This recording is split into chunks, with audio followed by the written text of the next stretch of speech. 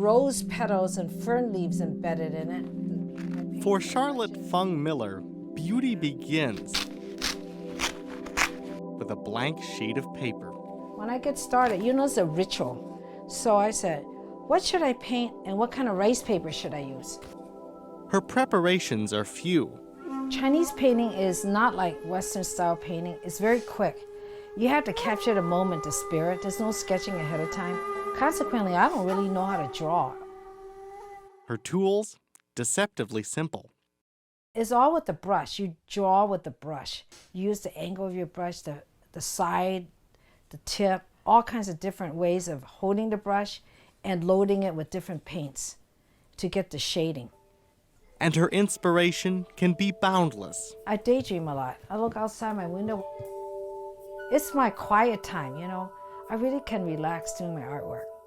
And one thing leads to another. I'll paint a painting and I say, oh, what happens if I change this and this? And I'll do a second one of the same subject and even a third one. A lot of times the first one's the best. It's kind of interesting. The second one, you're trying to perfect it, and sometimes the perfection is more deliberate, so you lose the spirit. Yeah, I notice that a lot. But sometimes it's better. Charlotte grew up in San Francisco's Chinatown. She attended American schools during the day and special Chinese schools in the evening. I had to do a lot of homework, Chinese homework as well as American homework. And who knew, after all these years, I developed the technique of Chinese calligraphy, which is using a brush and ink. That calligraphy is the basis for traditional forms of painting. And as a young pre-med student, Charlotte began learning a technique called Chinese brush painting. I took lessons in Chinatown from Professor Liu Sang Wang and in a little alley in Chinatown.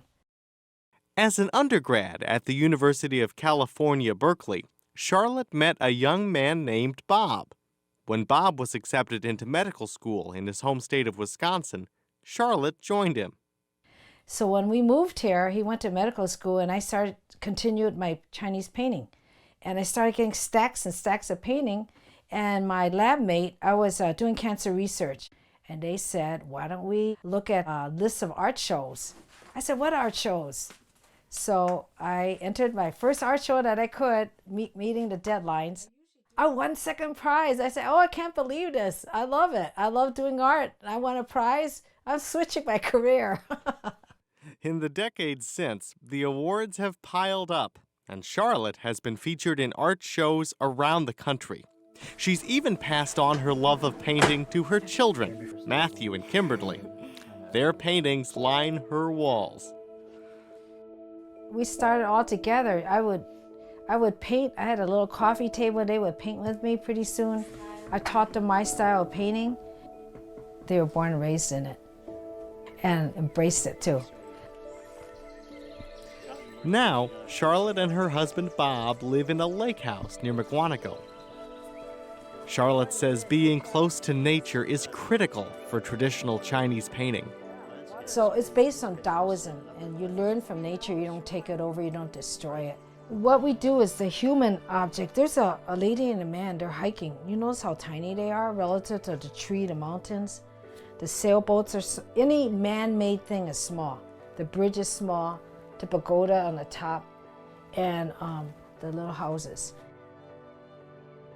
Living in Wisconsin made me have all these colors, the autumn colors of the bright reds, the yellows, the golds, the greens, the browns, even a little purple. But there's another color that calls to Charlotte, the creamy white of a blank sheet of paper waiting to come to life. I'm never bored with my artwork because I have so many different subjects.